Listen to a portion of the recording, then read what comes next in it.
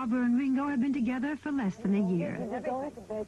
Barbara, is it difficult to be with a man who is part legend as well as part man? All legend, all man. Sorry. I don't live with the legend. I live with my Richie. Every once in a while, Ringo will come popping out at me. What's the difference? Well, Ringo's the performer. He's a brat. Ringo's the loudmouth sometimes. Ringo's the shades and the drink and the cigarettes when you would prefer him not to. And Ringo's the deep voice, you know. And Richie's my Richie, you know. And very different? Yes, I'd say different enough. It's attitude. It's an attitude. They like the shades and the drugs and the drinking. Do you drink too much? No, she just thinks I do. It's just our little joke, you see, and when it goes over TV, it'll all be in all the national papers. It'll be in all the papers. Right. Oh, he's a drunkard. Did you see him on the Barbara Walters show? And he had his shades on. It must mean he was on drugs. So, you know, they'll have all that crap that goes down. But, you see, you also learn that there's no control in that. So you live your life and you have a good time or whatever. It's not always good. Do you see yourself acting together? Do you want to do more What do you think we're doing now? At this very moment? Is this how you see your life, or what do you We just want to be together. We don't care, either one of us, which one is working. We will get married. We never actually said that before. You're getting married soon? We're getting married this year. And so that's the end of that, like we'll never get married again. But Ringo knows that nothing goes on forever. Last December, John Lennon was killed, and it was indeed a shot heard round the world. Ringo is only now really able to talk about it. Well, laughingly, we used to call John the wit, Paul pleasantly insincere, and George the mystic. And Ringo? Lovable chap. What was it like for you when you were on that stage and there were those masses and the screaming and the cheering? It was fabulous. Not frightening? No, never frightened me. It was fabulous, and people used to get crazy because they say they never listened to you. When we were around, the point was not to listen, it was just to go and have a good time. Why we gave up touring was between ourselves as musicians and human beings. We realized that it didn't matter what show we did, good or a bad show, we would get the same reaction. And so everyone had their own idea of what they wanted to do. Now, you can't do that when the band is trying to do one thing. So you have to split up, and the three of us would have played on John's album to do what he wanted to do, and the three of us would have played on Paul's album, and the three of us would have played on George's album, and the three on mine. But that would have made it separate albums, you know? We weren't then interested. 4 people as one unit no longer exists. That's right. We all had definite ideas of what they wanted to do individually. And that's why it broke up? That's why it broke up. But this last year now, the 4 of you, we're close, we're brothers, as you used to say. I've never not been a brother. I've always felt close to each one, though like brothers, we've had terrible rows. You know, but it was never, I mean, all the things you read in the press, like Paul suing us and us fighting, went on, but it never stopped the love between us all. And the music was always more important than anything else, to me personally. You'll have to ask the other two. For people... Isn't it funny when you say that now? Yes. You know, it's so new to me that I always sort of, it clogs you up a bit when you say, you know, because you're so glib saying, oh, we'll ask the other 3. Now we can only ask 2, which is dragging its wings, but I'm sure he's okay. I'm really sad. I still miss John a great deal. I'll always miss him, you know, but it's still brand new. When you heard about, how did you hear about it? Barbara's daughter called us up saying John's been shot. And so that drove me crazy, but you think he's been shot, he's shot in the arm, shot in the leg. And then they came back and they said he's dead. Do you want to stop that now? No. Because it doesn't help, you know, but it always gets me upset. Right now. But it would be amazing if you didn't. Yeah, well, he was a great friend. Tell us about the good time. When did you see him last, and what was it like? I saw him on the 15th of November.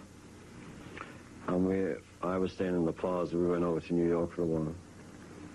And I hadn't seen him for a while because, we see each other wherever we are. And he came over with Yoko for an hour. And we had such a great time because they stayed 5 hours. And it didn't matter, it was a year between, we didn't see each other. It was always fine when we did, but it was a particularly great time that I had anyway. When you were talking a moment or two ago, and we know how this country was affected by John Lennon's death. Oh. Not only this country, the world. The world.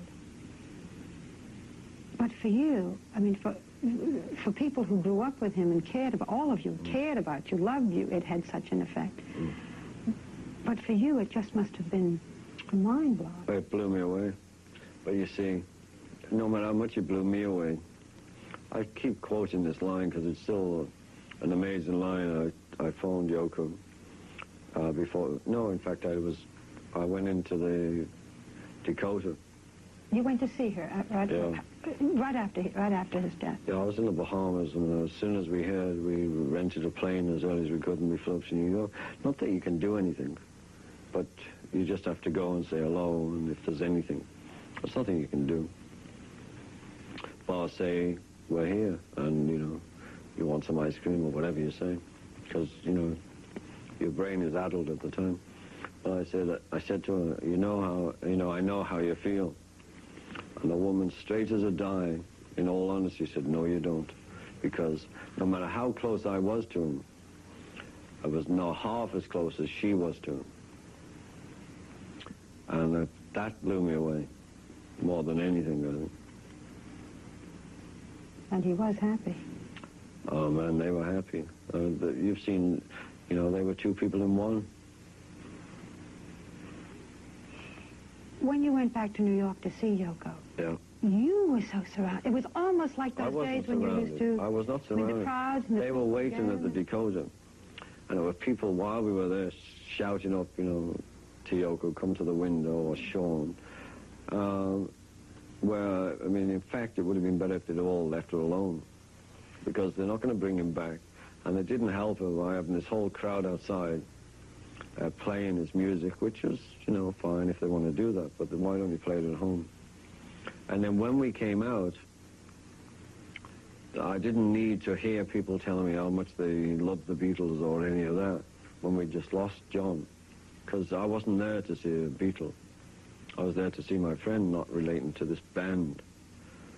Do you feel that you're in touch with John at times, or no, that he's... not right now? Because every once in a while, with love, you look up and say, okay, up there, fella. Oh, well, I believe he's okay. I mean, I believe he's got a good place up there, and he's just waiting for me to come and play the kit. And that big band in the sky, And I believe he's up there with Jimi Hendrix and Elvis and all the rest of them. Because they're probably the ones who stay out all night. The rest are just flying around in the days, isn't it nice? And all the rockers are, hey, is it 9 o'clock at night? Let's get out there. Are they playing together? Well, is Elvis singing with John? Wouldn't make... well, I mean, besides laughing, it's got to be a great band up there. Because we've lost a lot of good people.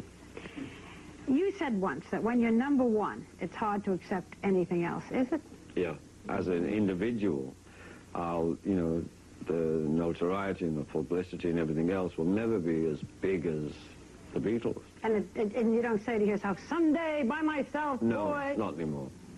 What can you do, or maybe you can't, so that finally you can be you and not the Beatle? I'll never be able to be that. Do you ever think about, because everybody's going to, there will be the lines in the history books, and, he is remembered as, how would you like them to write it? How would they write it? A man who lived and died. Period. I've never been called a man. That also upsets me. We might as well get it all out in the open now, folks. Always been one of the lads. I've never said, he's a man or whatever. One of the boys. So if you could say to people, okay, here I am, Ringo Starr or Richard Starkey, and this is what I am today, what would it be? People very seldom say hello to me unless they relate to the past. So I would just like to say, well, here I am as a human being now. Let's start from here.